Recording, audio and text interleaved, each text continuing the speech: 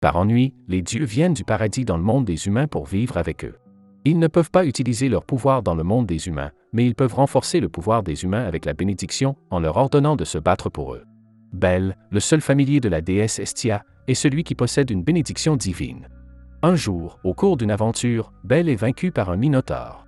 Alors qu'il se croit sur le point d'être tué, une puissante épéiste tue le minotaure. Bel tombe amoureux de l'épéiste et commence à lui demander des informations. Il apprend que l'épéiste est Thèse, l'un des parents de Loki, et qu'elle est l'une des aventurières les plus puissantes. Bel décide donc de travailler dur pour améliorer sa force jusqu'à ce qu'il devienne un homme digne d'Thèse. Lorsque Bel rentre chez lui, Hestia se précipite vers lui. Contrairement aux autres dieux et à leurs familiers, Bel entretient une relation très étroite avec sa déesse, car Hestia aime son seul familier. Lorsqu'Hestia vérifie les statistiques de Bel, elle découvre qu'aujourd'hui Bel a éveillé sa première capacité, qui lui permet d'améliorer ses pouvoirs en fonction de ses sentiments.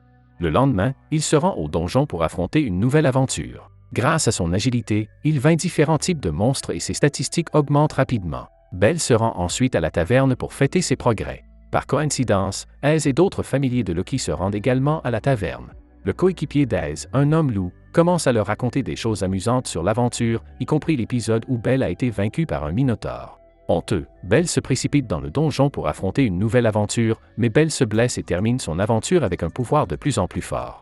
Pour l'aider à devenir plus fort, Hestia se présente au Festival des dieux, avec l'intention de demander aux autres dieux de créer une arme puissante pour Bel. Les autres dieux ont de nombreux et puissants familiers, et la plupart d'entre eux méprisent la jeune déesse.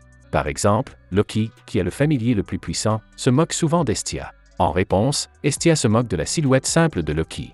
Malgré sa petite taille, Hestia a un corps sexy et Loki est en fait un peu mince. Hestia finit par trouver Héphaïsto, la déesse de la forge, et lui demande de créer une arme pour Bel. Devant la sincérité d'Hestia, Héphaïsto accepte sa demande et elle crée une dague pour Bel. Le lendemain, la Filia des monstres se tient dans la ville, un événement au cours duquel de puissants familiers combattent divers types de monstres dans l'arène. Avant le début de l'événement, quelqu'un libère inopinément le monstre dans la cage. Hestia veut donner la dague à Bel, mais le monstre en fuite, un gorille blanc, se jette sur eux.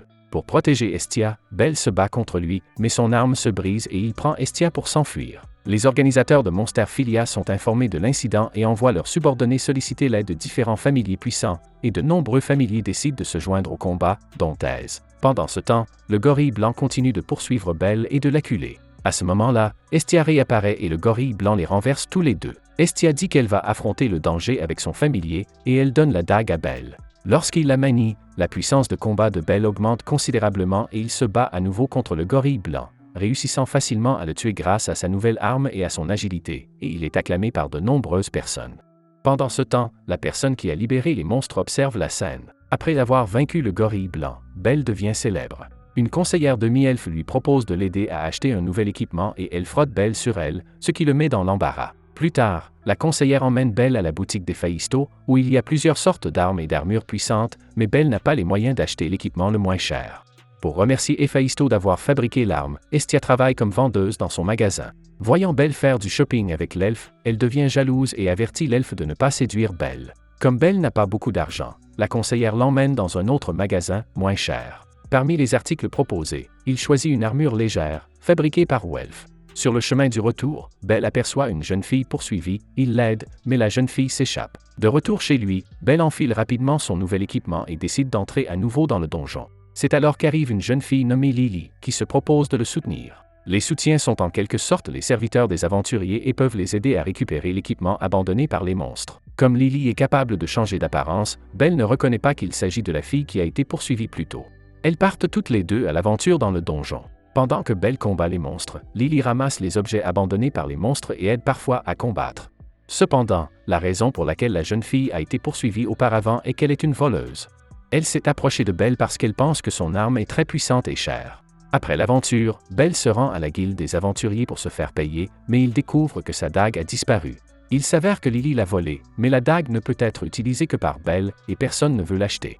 L'ami de Bel reconnaît la dague, et Lily ne peut que la laisser tomber et s'enfuir. Plus tard, Bel reçoit l'arme de son ami, mais il ne sait pas que c'est Lily qui a volé la dague. Lorsqu'il retourne au donjon, Bel gagne beaucoup d'argent et le partage équitablement avec Lily, ce qui la surprend. Normalement, les partisans ne peuvent obtenir qu'1% ou moins de l'argent. La gentillesse de Bel fait que Lily se sent très coupable. Au fur et à mesure que Bel devient plus fort, il gagne beaucoup d'argent dans le donjon. Estia a longtemps vécu dans la pauvreté avec Belle, et maintenant il peut enfin l'emmener manger un repas coûteux et délicieux. Estia le considère comme un cavalier et se rend au bain de la déesse. Les autres déesses découvrent l'attirance d'Estia pour Belle. De nombreuses déesses l'entourent après l'avoir vu car elles aiment tout le beau visage du jeune garçon. Estia devient immédiatement jalouse, elle l'attrape et ils s'échappent et finissent par s'enfuir tard dans la nuit. Il manque aussi le dîner, mais il voit la vue nocturne de la ville depuis la tour. À ce moment-là, tout l'argent gagné par Lili est volé par d'autres membres de la famille du dieu de Lili, Soma, et ils sont très méchants. Leur dieu Soma produit toutes sortes d'alcool et la plupart des familiers de Soma sont de grands buveurs. Pour acheter de l'alcool, ils font beaucoup de mauvaises choses. Au cours d'aventures ultérieures, Belle apprend à lancer des sorts. Belle est très excité car c'est la première fois qu'il part à l'aventure avec la magie, mais il n'a plus de pouvoir magique et s'évanouit dans le donjon. Heureusement, Aise passe par là et le sauve à nouveau. Lorsqu'il se réveille et voit la fille qu'il aime, il s'enfuit immédiatement, gêné. Alors qu'il est sur le point d'entrer dans le donjon, Lili est menacée par les familiers de Soma et elle doit à nouveau trahir Belle. La règle des familiers de Soma est que les enfants qu'ils mettent au monde deviennent également des membres de la famille, et Lili est donc destinée à devenir le familier de Soma dès sa naissance. Ses parents sont morts dans le donjon lorsqu'elle était enfant. Par la suite, Lili a été réduite en esclavage par d'autres familiers. Si elle veut partir, elle doit gagner beaucoup d'argent et le donner aux familiers qui l'a réduite en esclavage. Au cours de ses aventures, Lili se rend compte que la dague de Belle est très chère et qu'elle doit trouver un marchand expérimenté. Plus tard, lorsque Belle combat des monstres dans le donjon, elle vole à nouveau la dague, mettant Belle en danger. Cependant, Lili quitte Belle pour retrouver sa liberté. En chemin, elle tombe dans une embuscade tendue par un autre groupe de famiglis de Soma. Lili et le famigli qui l'avait menacé sont dévalisés ensemble. Lili éprouve des regrets et pense que tout cela est dû au fait qu'elle a trahi un gentil garçon, Belle. Alors qu'elle est sur le point d'être tuée, Belle apparaît soudain avec la dague et tue les monstres qui entourent Lili, la sauvant ainsi à nouveau. Lili se sent coupable et est émue.